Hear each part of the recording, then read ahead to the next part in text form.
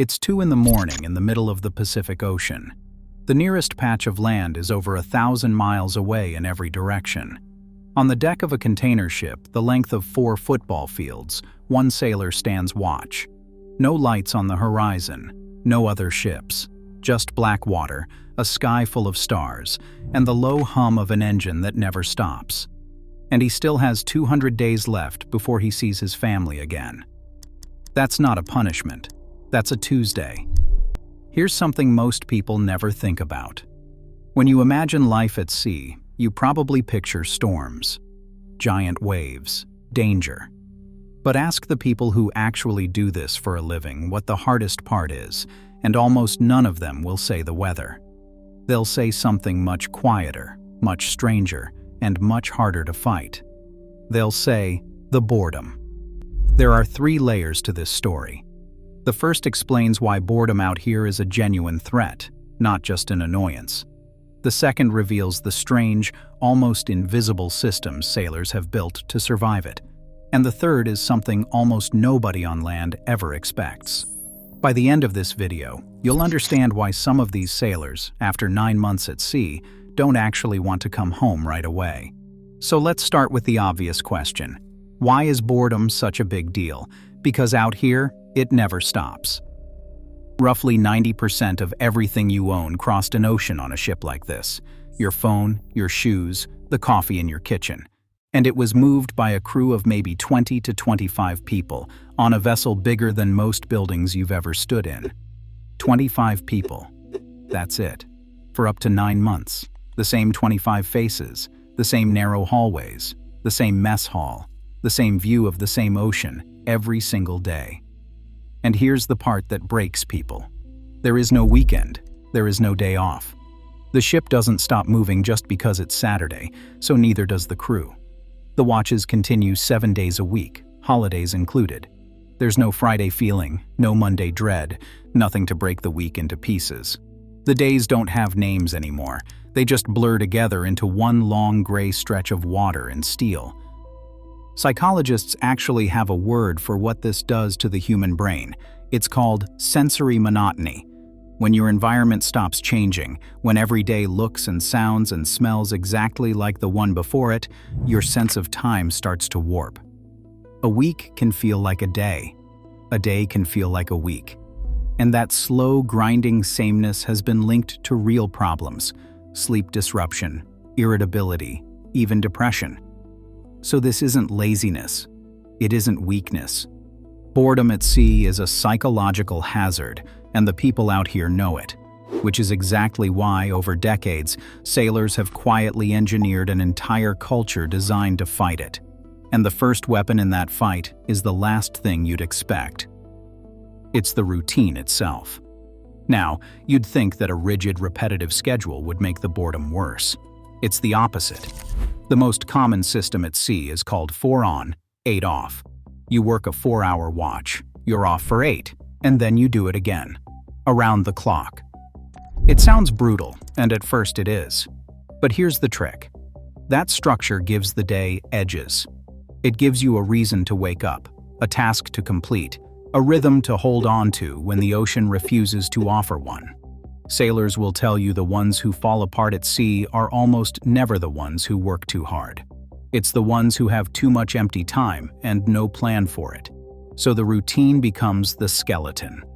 Everything else, all the ways they actually fight the boredom, gets built on top of it, and some of what they build is genuinely surprising. Take the gym. Almost every long-haul vessel has one, and it's usually just a converted storage room somewhere below deck. A couple of rusted benches, a set of weights bolted down so they don't slide when the ship rolls. A treadmill that's seen better decades. It's not pretty, but for a lot of sailors, it becomes the center of their entire day.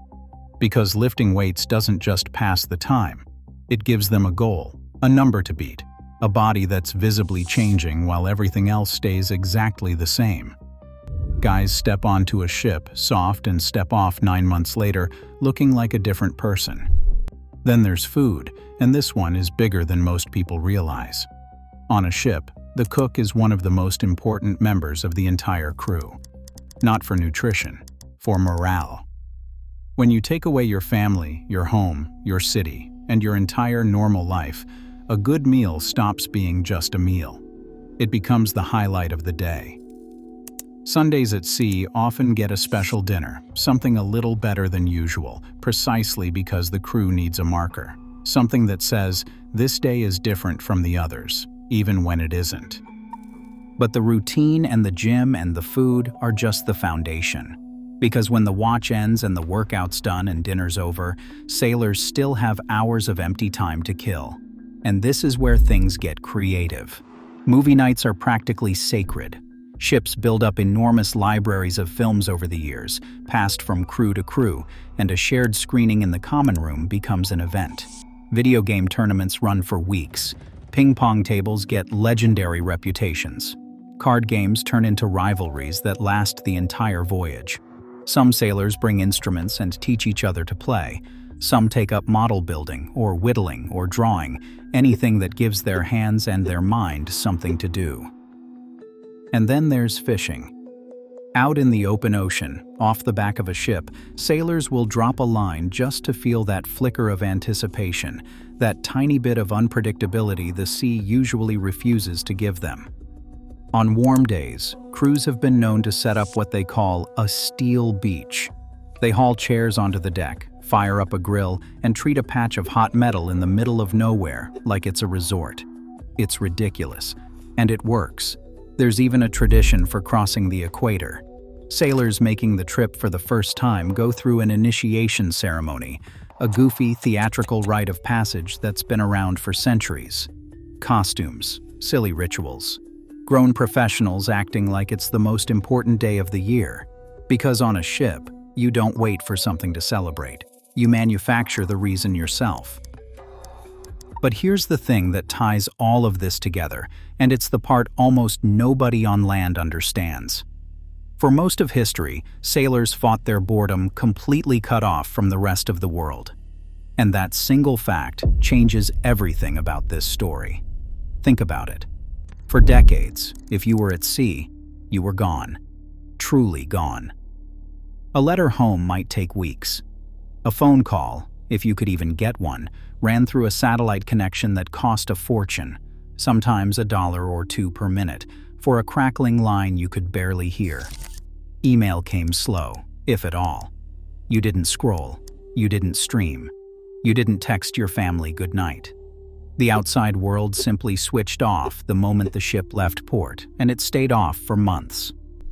And that's the twist, because in the last few years, that has started to change. Faster satellite internet has begun reaching ships that used to be totally dark, and for the first time, some sailors can actually stay connected while they're out there. You'd think that would be the ultimate cure for boredom. Endless entertainment, a constant line home.